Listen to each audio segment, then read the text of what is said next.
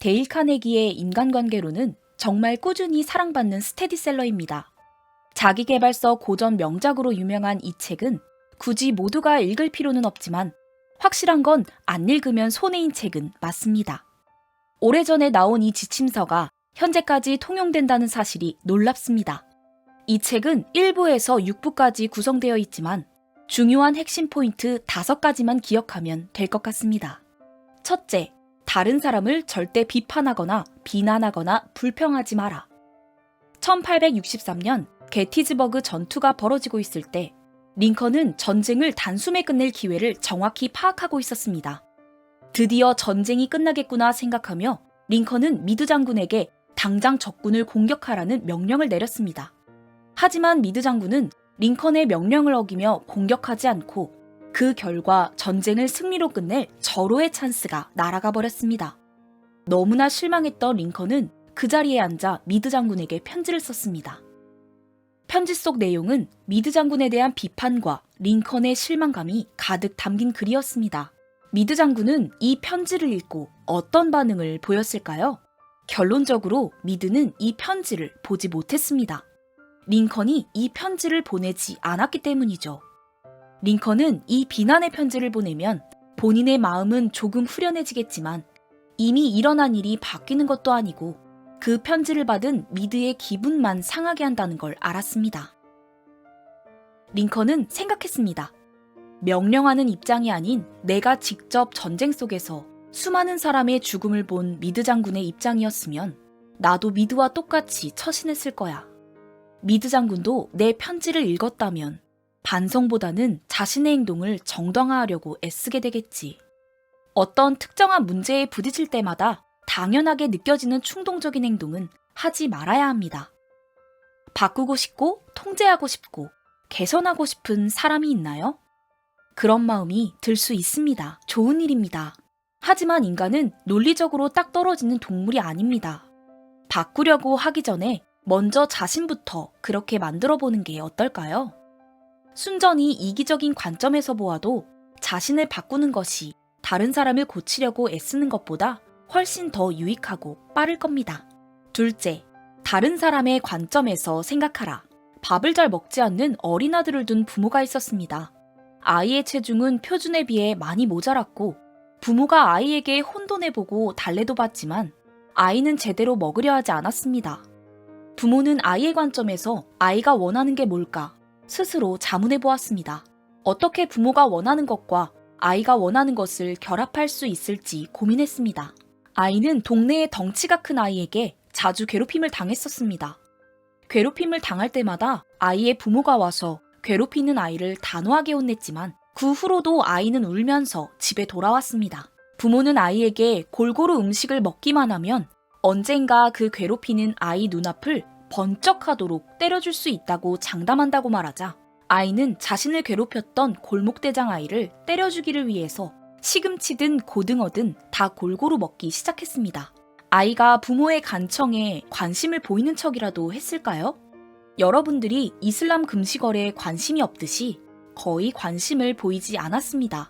이 문제가 잘 해결된 이유는 부모가 아이의 관점에서 아이의 문제에 집중했기 때문입니다. 셋째, 진심으로 행동하라. 개가 먹고 살기 위해 아무 일도 하지 않는 유일한 동물이라는 것을 알고 계신가요? 암탉은 달걀을 낳고 소는 우유를 주고 새는 노래를 합니다. 하지만 개는 먹고 살기 위해 아무 일도 하지 않죠. 그저 당신을 사랑할 뿐입니다. 개는 당신이 오는 소리가 들리면 숨을 헐떡이며 빠르게 달려와 꼬리를 흔들면서 당신을 반겨줍니다. 그저 개는 아무것도 바라지 않고 진심으로 당신을 사랑할 뿐입니다. 평생 다른 사람들의 관심을 끌기 위해 애쓰는 사람들이 있습니다. 그런 사람들은 평생 실수를 저지르고 있는 셈이죠. 그런 노력은 아무런 효력이 없습니다. 사람들은 당신에게 관심이 없습니다. 사람들은 자신에게만 관심이 있죠. 당신이 사람들에게 먼저 관심을 보이지 않는데 사람들이 왜 당신에게 관심이 있어야 하죠? 당신이 진심으로 다른 사람에게 관심을 가지면 그 친구의 관심을 끌기 위해 노력하는 것보다 훨씬 빠르게 친구가 될 수 있을 겁니다. 웃으면서 먼저 다가가 친해지고 싶은 사람에게 관심을 보이면서 칭찬해보세요. 대신 진심으로 해야 합니다. 칭찬과 아첨의 차이는 진심의 여부입니다. 그 둘의 차이는 듣는 사람이 제일 잘 알 수 있습니다. 진심을 담은 미소는 받는 사람을 부자로 만들어줍니다. 그걸 준다고 해서 그만큼 가난해지는 것도 아닙니다. 미소는 순식간에 벌어지는 일이지만 그 기억은 평생 지속되는 것입니다. 넷째, 논쟁하지 마라. 논쟁을 이기는 유일한 방법은 무엇일까요? 정답은 논쟁을 피하는 것입니다. 논쟁은 절대 이길 수 없습니다. 논쟁에서 져도 진 것이고 이겨도 진 것입니다. 왜냐고요? 예를 들어 당신의 말이 무조건 맞아서 다른 사람에게 승리를 거두고 그의 주장에 구멍을 숭숭 뚫어놓고 그가 제정신이 아니라는 걸 증명한다고 합시다. 그래서 어떻게 할 건가요? 잠시나마 기분은 좋을 수는 있겠습니다. 하지만 상대방은 어떤가요? 당신은 상대방이 열등감을 느끼게 만들었습니다. 그의 자존심에 상처를 주었습니다. 그 사람은 당신의 승리에 분개할 것입니다. 자신의 의지에 반해 설득당한 사람은 자신의 생각을 바꾸지 않습니다. 논쟁에서 이기려고 애쓰고 반박하면 때로는 이길 수 있습니다. 이겼다 해도 상대방의 호의를 얻지 못한다면 그 승리는 공허한 승리일 뿐입니다. 만약 당신이 잴 것도 없이 100% 옳다고 가정해봅시다. 하지만 그 사실은 내가 살아있는 지금과 당신이 주장을 펼치는 동안만 옳은 거일 수도 있습니다. 미래에도 앞으로도 평생 쭉 옳다는 보장은 없을 뿐더러 행여 그렇다 해도 다른 사람의 마음을 바꾸는 문제라면 당신의 옳고 그름은 아무 소용이 없습니다. 이미 그 사람의 마음에 상처를 입혔기 때문이죠. 당신과 상대가 거의 비슷하게 옳다면 아무리 큰 건이라도 양보하세요. 당신이 분명히 옳더라도 사소한 건이면 그냥 양보하세요. 길에 대한 권리를 놓고 개와 다투다가 물리느니 그냥 개에게 길을 내어주는 편이 더 낫습니다. 개를 죽여봐야 물린 상처가 저절로 낫지도 않습니다. 상대방이 잘못 알고 있다고 느껴도 절대 상대에게 말하지 마십시오. 절대 이런 말로 시작하지 마세요. 지금부터 당신에게 이러이러한 걸 증명하려 합니다. 나쁜 방법입니다. 이렇게 말하는 것과 마찬가지입니다. 저는 당신보다 똑똑합니다. 이런저런 걸 가르쳐 드리려고 합니다. 그러니 생각을 바꾸시죠. 이것은 도전입니다. 듣는 이에게 반감만 불러일으키고 결국 당신이 더 많은 말을 하기도 전에 이미 그는 당신과 싸우려 들 것입니다. 아무리 우호적인 상황에서도 다른 사람의 생각을 바꾸기란 어렵습니다. 그런데 상황을 더 어렵게 만들어야 할 이유가 있을까요? 왜 스스로를 더 힘든 처지에 밀어넣나요? 체스터필드 경은 아들에게 말했습니다. 아들아, 가능하면 다른 사람보다 현명해져라. 하지만 사람들에게 그 사실을 말하지는 말아라. 어떤 사람이 당신이 생각하기에 틀린 말을 하고 있고 그가 틀렸다는 것을 분명히 알고 있다고 합시다. 그럴 때는 이렇게 말하는 게 좋을 겁니다. 글쎄요, 저는 다르게 생각했어요. 하지만 저도 틀릴 수 있습니다. 자주 틀리기도 해요. 하지만 틀렸다면 바로잡고 싶습니다. 사실을 한번 들여다보기로 합시다. 이런 말은 마법과 같은 효과가 있습니다. 진짜 마법입니다. 저도 틀릴 수 있죠. 자주 틀리기도 합니다. 사실을 한번 들여다보기로 합시다. 다섯째, 자신이 중요한 사람으로 느껴지도록 만들어라. 잘 듣기. 1915년 미국은 공포에 쌓여 있었다. 유럽 국가들은 큰 규모로 서로를 학살하고 있었다. 윌슨은 평화를 불러오기로 마음먹고 그는 자신을 대하는 평화 특사를 보내 유럽 지도자들과 상의해보려고 했다. 국무장관이었던 브라이언은 평화 특사에 자신이 가고 싶어 했지만 윌슨은 브라이언의 막연한 친구인 하우스 대령을 임명했다. 그리고 하우스에게는 브라이언의 기분을 상하게 만들지 않으면서 이 소식을 브라이언에게 알려줘야 하는 골치 아픈 임무도 같이 주어졌다. 하우스 대령은 브라이언에게 말했다. 내가 평화 특사로 유럽에 가게 되었어. 국무장관인 브라이언이 그런 사소한 일을 하기에는 너무 중요한 사람이라 나보고 가라고 하셨어. 그 말을 들은 브라이언은 만족했다. 하우스 대령은 이 골치 아픈 임무를 현명하게 말함으로써 자신의 제안을 브라이언이 행복하게 받아들일 수 있도록 만들었다. 미국의 가장 뛰어난 철학자 중 한 명이었던 존 듀이 교수는 말했습니다. 인간의 본성의 가장 깊은 충동은 중요한 사람이 되고픈 욕망이다. 상대와 대화할 때는 내가 말하기보다는 상대방의 이야기를 더 귀담아 들으면서 그 사람에게 집중하는 모습을 보여주는 게 말하는 사람으로부터 자신이 중요한 사람이라는 느낌을 가질 수 있도록 합니다. 교육의 가장 큰 목적은 지식이 아니라 행동입니다. 5가지 핵심 포인트를 꼭 실천하여 긍정적인 변화들을 몸소 느껴보세요. 데일 카네기의 인간관계론은 정말 꾸준히 사랑받는 스테디셀러입니다.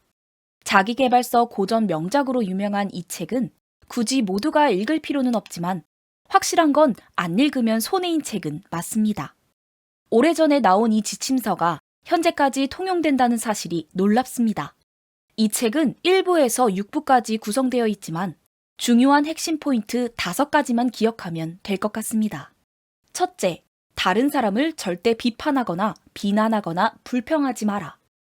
1863년 게티즈버그 전투가 벌어지고 있을 때 링컨은 전쟁을 단숨에 끝낼 기회를 정확히 파악하고 있었습니다. 드디어 전쟁이 끝나겠구나 생각하며 링컨은 미드 장군에게 당장 적군을 공격하라는 명령을 내렸습니다. 하지만 미드 장군은 링컨의 명령을 어기며 공격하지 않고 그 결과 전쟁을 승리로 끝낼 절호의 찬스가 날아가 버렸습니다. 너무나 실망했던 링컨은 그 자리에 앉아 미드 장군에게 편지를 썼습니다.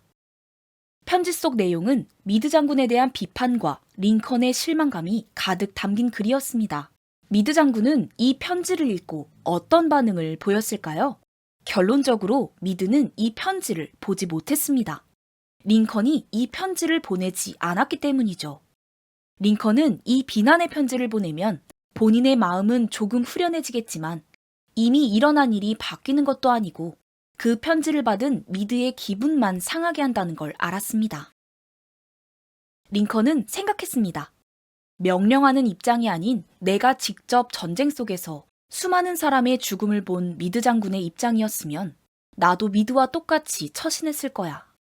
미드 장군도 내 편지를 읽었다면 반성보다는 자신의 행동을 정당화하려고 애쓰게 되겠지. 어떤 특정한 문제에 부딪힐 때마다 당연하게 느껴지는 충동적인 행동은 하지 말아야 합니다. 바꾸고 싶고 통제하고 싶고 개선하고 싶은 사람이 있나요? 그런 마음이 들 수 있습니다. 좋은 일입니다. 하지만 인간은 논리적으로 딱 떨어지는 동물이 아닙니다. 바꾸려고 하기 전에 먼저 자신부터 그렇게 만들어 보는 게 어떨까요? 순전히 이기적인 관점에서 보아도 자신을 바꾸는 것이 다른 사람을 고치려고 애쓰는 것보다 훨씬 더 유익하고 빠를 겁니다. 둘째, 다른 사람의 관점에서 생각하라. 밥을 잘 먹지 않는 어린아들을 둔 부모가 있었습니다. 아이의 체중은 표준에 비해 많이 모자랐고 부모가 아이에게 혼돈해보고 달래도 봤지만 아이는 제대로 먹으려 하지 않았습니다. 부모는 아이의 관점에서 아이가 원하는 게 뭘까 스스로 자문해보았습니다. 어떻게 부모가 원하는 것과 아이가 원하는 것을 결합할 수 있을지 고민했습니다. 아이는 동네의 덩치가 큰 아이에게 자주 괴롭힘을 당했었습니다. 괴롭힘을 당할 때마다 아이의 부모가 와서 괴롭히는 아이를 단호하게 혼냈지만 그 후로도 아이는 울면서 집에 돌아왔습니다. 부모는 아이에게 골고루 음식을 먹기만 하면 언젠가 그 괴롭히는 아이 눈앞을 번쩍하도록 때려줄 수 있다고 장담한다고 말하자 아이는 자신을 괴롭혔던 골목대장 아이를 때려주기를 위해서 시금치든 고등어든 다 골고루 먹기 시작했습니다. 아이가 부모의 간청에 관심을 보이는 척이라도 했을까요? 여러분들이 이슬람 금식어에 관심이 없듯이 거의 관심을 보이지 않았습니다. 이 문제가 잘 해결된 이유는 부모가 아이의 관점에서 아이의 문제에 집중했기 때문입니다. 셋째, 진심으로 행동하라. 개가 먹고 살기 위해 아무 일도 하지 않는 유일한 동물이라는 것을 알고 계신가요? 암탉은 달걀을 낳고 소는 우유를 주고 새는 노래를 합니다. 하지만 개는 먹고 살기 위해 아무 일도 하지 않죠. 그저 당신을 사랑할 뿐입니다. 개는 당신이 오는 소리가 들리면 숨을 헐떡이며 빠르게 달려와 꼬리를 흔들면서 당신을 반겨줍니다. 그저 개는 아무것도 바라지 않고 진심으로 당신을 사랑할 뿐입니다. 평생 다른 사람들의 관심을 끌기 위해 애쓰는 사람들이 있습니다. 그런 사람들은 평생 실수를 저지르고 있는 셈이죠. 그런 노력은 아무런 효력이 없습니다. 사람들은 당신에게 관심이 없습니다. 사람들은 자신에게만 관심이 있죠. 당신이 사람들에게 먼저 관심을 보이지 않는데 사람들이 왜 당신에게 관심이 있어야 하죠? 당신이 진심으로 다른 사람에게 관심을 가지면 그 친구의 관심을 끌기 위해 노력하는 것보다 훨씬 빠르게 친구가 될 수 있을 겁니다. 웃으면서 먼저 다가가 친해지고 싶은 사람에게 관심을 보이면서 칭찬해보세요. 대신 진심으로 해야 합니다. 칭찬과 아첨의 차이는 진심의 여부입니다. 그 둘의 차이는 듣는 사람이 제일 잘 알 수 있습니다. 진심을 담은 미소는 받는 사람을 부자로 만들어줍니다. 그걸 준다고 해서 그만큼 가난해지는 것도 아닙니다. 미소는 순식간에 벌어지는 일이지만 그 기억은 평생 지속되는 것입니다. 넷째, 논쟁하지 마라. 논쟁을 이기는 유일한 방법은 무엇일까요? 정답은 논쟁을 피하는 것입니다. 논쟁은 절대 이길 수 없습니다. 논쟁에서 져도 진 것이고 이겨도 진 것입니다. 왜냐고요? 예를 들어 당신의 말이 무조건 맞아서 다른 사람에게 승리를 거두고 그의 주장에 구멍을 숭숭 뚫어놓고 그가 제정신이 아니라는 걸 증명한다고 합시다. 그래서 어떻게 할 건가요? 잠시나마 기분은 좋을 수는 있겠습니다. 하지만 상대방은 어떤가요? 당신은 상대방이 열등감을 느끼게 만들었습니다. 그의 자존심에 상처를 주었습니다. 그 사람은 당신의 승리에 분개할 것입니다. 자신의 의지에 반해 설득당한 사람은 자신의 생각을 바꾸지 않습니다. 논쟁에서 이기려고 애쓰고 반박하면 때로는 이길 수 있습니다. 이겼다 해도 상대방의 호의를 얻지 못한다면 그 승리는 공허한 승리일 뿐입니다. 만약 당신이 잴 것도 없이 100% 옳다고 가정해봅시다. 하지만 그 사실은 내가 살아있는 지금과 당신이 주장을 펼치는 동안만 옳은 거일 수도 있습니다. 미래에도 앞으로도 평생 쭉 옳다는 보장은 없을 뿐더러 행여 그렇다 해도 다른 사람의 마음을 바꾸는 문제라면 당신의 옳고 그름은 아무 소용이 없습니다.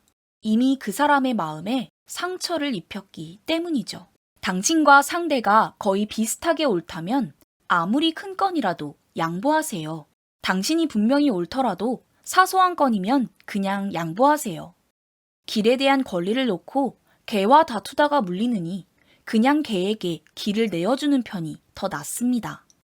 개를 죽여봐야 물린 상처가 저절로 낫지도 않습니다. 상대방이 잘못 알고 있다고 느껴도 절대 상대에게 말하지 마십시오. 절대 이런 말로 시작하지 마세요. 지금부터 당신에게 이러이러한 걸 증명하려 합니다. 나쁜 방법입니다. 이렇게 말하는 것과 마찬가지입니다. 저는 당신보다 똑똑합니다. 이런저런 걸 가르쳐 드리려고 합니다. 그러니 생각을 바꾸시죠.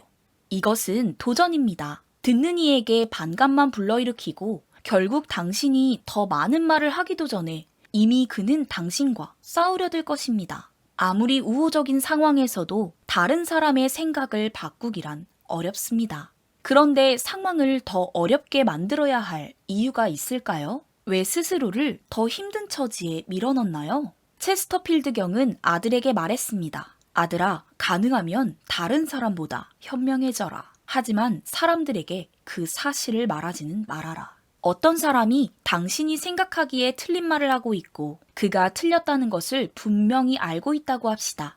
그럴 때는 이렇게 말하는 게 좋을 겁니다. 글쎄요, 저는 다르게 생각했어요. 하지만 저도 틀릴 수 있습니다. 자주 틀리기도 해요. 하지만 틀렸다면 바로잡고 싶습니다. 사실을 한번 들여다보기로 합시다. 이런 말은 마법과 같은 효과가 있습니다. 진짜 마법입니다. 저도 틀릴 수 있죠. 자주 틀리기도 합니다. 사실을 한번 들여다보기로 합시다. 다섯째, 자신이 중요한 사람으로 느껴지도록 만들어라. 잘 듣기. 1915년 미국은 공포에 쌓여 있었다. 유럽 국가들은 큰 규모로 서로를 학살하고 있었다. 윌슨은 평화를 불러오기로 마음먹고 그는 자신을 대하는 평화 특사를 보내 유럽 지도자들과 상의해보려고 했다. 국무장관이었던 브라이언은 평화 특사에 자신이 가고 싶어 했지만 윌슨은 브라이언의 막연한 친구인 하우스 대령을 임명했다. 그리고 하우스에게는 브라이언의 기분을 상하게 만들지 않으면서 이 소식을 브라이언에게 알려줘야 하는 골치 아픈 임무도 같이 주어졌다. 하우스 대령은 브라이언에게 말했다. 내가 평화 특사로 유럽에 가게 되었어. 국무장관인 브라이언이 그런 사소한 일을 하기에는 너무 중요한 사람이라 나보고 가라고 하셨어. 그 말을 들은 브라이언은 만족했다. 하우스 대령은 이 골치 아픈 임무를 현명하게 말함으로써 자신의 제안을 브라이언이 행복하게 받아들일 수 있도록 만들었다. 미국의 가장 뛰어난 철학자 중 한 명이었던 존 듀이 교수는 말했습니다. 인간의 본성의 가장 깊은 충동은 중요한 사람이 되고픈 욕망이다. 상대와 대화할 때는 내가 말하기보다는 상대방의 이야기를 더 귀담아 들으면서 그 사람에게 집중하는 모습을 보여주는 게 말하는 사람으로부터 자신이 중요한 사람이라는 느낌을 가질 수 있도록 합니다. 교육의 가장 큰 목적은 지식이 아니라 행동입니다. 5가지 핵심 포인트를 꼭 실천하여 긍정적인 변화들을 몸소 느껴보세요.